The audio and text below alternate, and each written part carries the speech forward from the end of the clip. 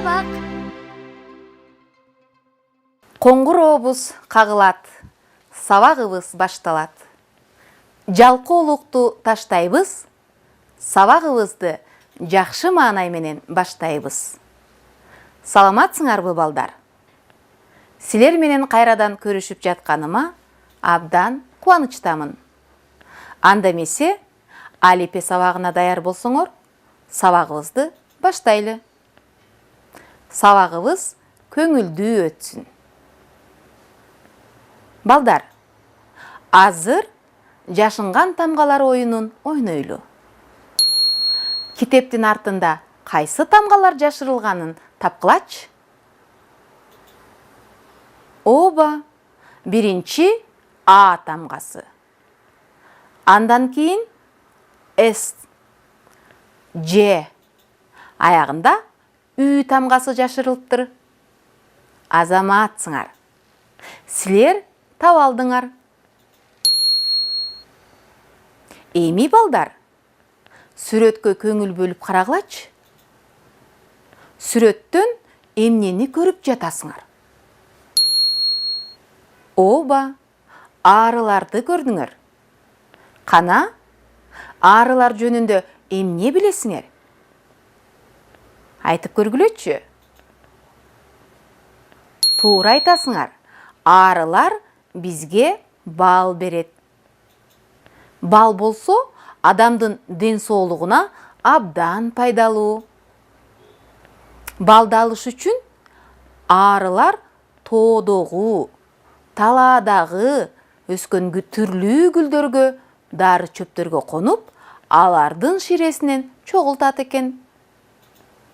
Дагы өсүмдүктөрдүн мөмө байлашына жардам берет. Арылардан абайлашыбыз керек. Себеби ары чагып алышы мүмкүн. Балдар, арылар учуп жүргөндө кандай үн чыгарат? Силер арынын үнүн уктуңар беле? Келгиле, арынын үнүн чогуу угуп көрөбүз.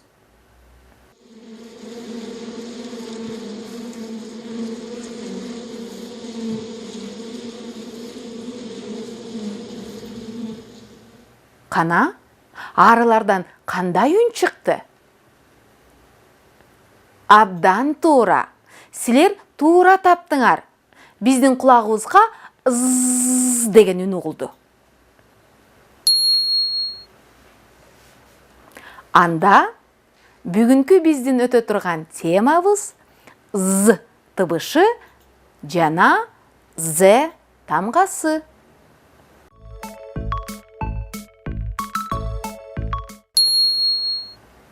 Бүгүн сабакта «з» тыбышы жана «з» тамгасы менен таанышасыңар.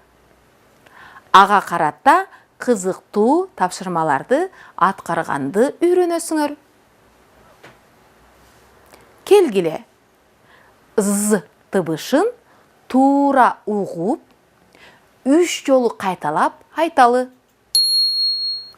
«з», «з», «з». Жакшы. Демек, тыбышты биз оозубуз менен айтып, кулагыбыз менен уктук. Ал эми тамганы көрөбүз, жазабыз, окуйбуз. Бул «з» тамгасынын басма түрү.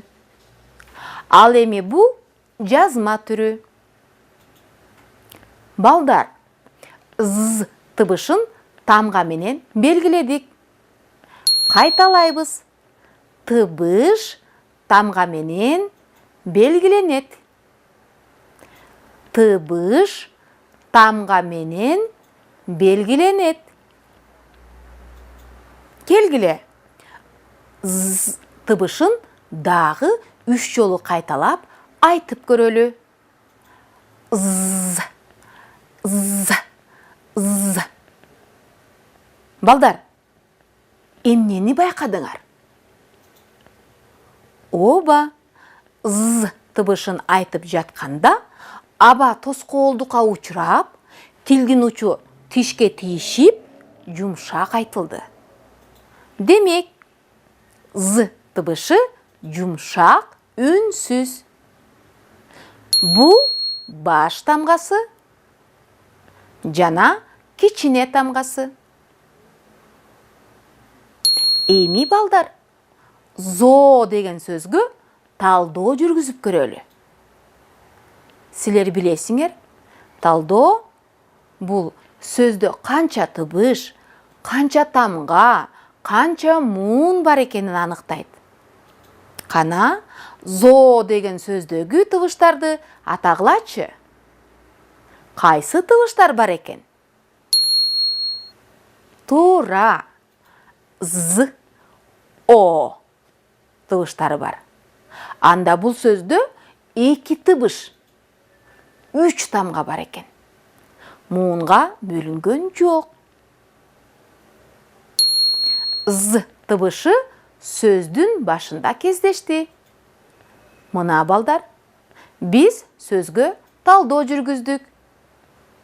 Кийинки сөздөргө да талдоо жүргүзүп көрөлүчү. Бул эмне? Туура. Бул казан. Барыбыз чогуу кайталайбыз. Казан. Казан. Балдар, сөздөн кайсы тыбыштарды уктуңар? Туура. К, а, з, а, н. Демек, бул сөздө канча тыбыш бар экен? Ооба, 5 тыбыш, 5 тамга бар. Муунга бөлүп көргүлөчү. Силер туура таптыңар. 2 муунга бөлүнөт. Биринчи мууну ка, экинчи мууну зан. З тыбышы сөздүн ортосунда кездешти. Бул эмне? Туура. Бул комуз. Барыбыз чогуу кайталайбыз. Комуз. Комуз. Балдар, кайсы тыбыштарды уктуңар? Туура. К, о, м, у, з. Демек, бул сөздө канча тыбыш бар экен? Ооба, 5 тыбыш, 5 тамга бар экен. Муунга бөлүп көргүлөчү. Силер туура таптыңар. 2 муунга бөлүнөт. Биринчи мууну ко, экинчи мууну муз. З тыбышы сөздүн аягында кездешти. Демек, балдар, бул жерден силер эмнени байкадыңар? Ооба, з тыбышы сөздүн башында, ортосунда, аягында кездешерин билдиңер. Азыр ушул сөздөрдүн бирөөнү катыштырып, сүйлөм түзүп көрөлү. Бул сүйлөмдүн белгиси. Сүйлөм 3 сөздөн түзүлдү. Карагыла. Экинчи сөз комуз. Эми калган сөздү толуктап, сүйлөм түзөлү. Туура. Болот, комуз, чертет. Кайталайбыз. Болот, комуз, чертет. Демек, балдар, сүйлөм сөздөн түзүлдү. Барыбыз чогуу 2 жолу кайталайлы. Сүйлөм сөздөн түзүлдү. Сүйлөм сөздөн түзүлдү. Жакшы. Кезекти окууга берели. Азыр бир нече муундарды окуйлу. Кана, баштадык. За, зо, зу, з, зө, зү, зи, аз. Менин акылдууларым, туура окудуңар. Эми баарыбыз чогуу сөздөрдү окуйлу. Казан, казык, кымыз, семиз. Балдар, сөз кантип пайда болду? Оба, сөз муундардан түзүлдү. Азыр Норуз деген темадагы чакан текстти мен окуп берейин. Силер көңүл буруп угуп отургула. Норуз. Жаз келип, күн жылыйт. Жазында майрамдар көп болот. Алардын бири Норуз. Бул күнү сүмөлөк, көжө жасалат. Апалар арча менен үйлөрдү аласташат. Кана, баарыбыз чогуу окуйлу. Норуз. Жаз келип, күн жылыйт. Жазында майрамдар көп болот. Алардын бири Норуз. Бул күнү сүмөлөк, көжө жасалат. Апалар арча менен үйлөрдү аласташат. Кандай жакшы? Мен абдан кубандым. Силер туура окуганга аракет кылдыңар. Балдар, текстте кайсы майрам жөнүндө сөз болду?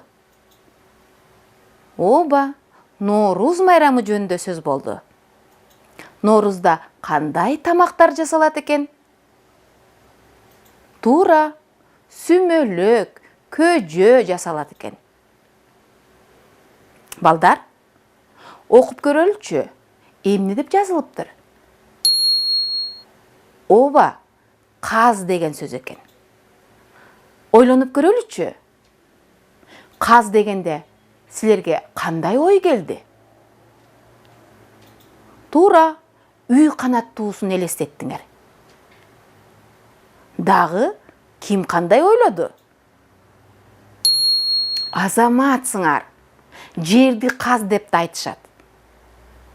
Айрым сөздөр эки маанини түшүндүрөт. Муну биз биле жүрүшүбүз керек. Балдар, бул үйдү карагылачы. Кандай экен? Туура, бийик.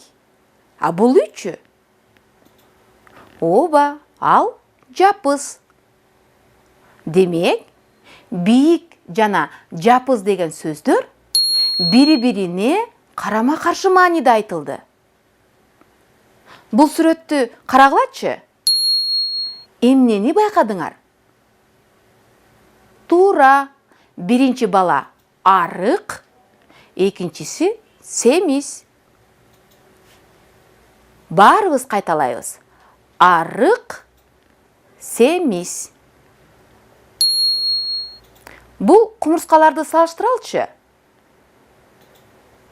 Ооба, биринчи сүрөттө кумурскалардын саны аз, экинчисинде көп. Кайталайбыз. Аз, көп. Эми кыздардын чачтарынын узундуктарын салыштырып көрөлү. Силер туура таптыңар. Кыздардын чачтары узун жана кыска экен.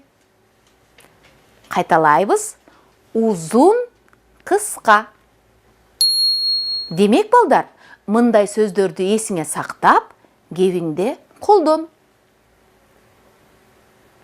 Балдар, бүгүн сабакта кандай жаңы сөздөрдү билдиңер? Келгиле, сөздөрдүн дуалына көңүл буралы. Бул кайсы майрам? Туура, бул Ноорус майрамы. Бул сүмөлөк. Бул көжө. Бул арча. Бул казан. Бул зоо. Кандай жакшы. Силер сөздөрдүн аталышын эсиңерге сактап калыптырсыңар. Азыр балдар, З тамгасын жазуудагы элементке көңүл бургула. Калем сапты оң колго кармайбыз. Жазып жатканда жумушчу сапты колдонобуз. Үстүңкү сызык менен астыңкы сызыкты пайдаланабыз. Алардан ашып кетпейбиз. Анда абада жазып баштайлы.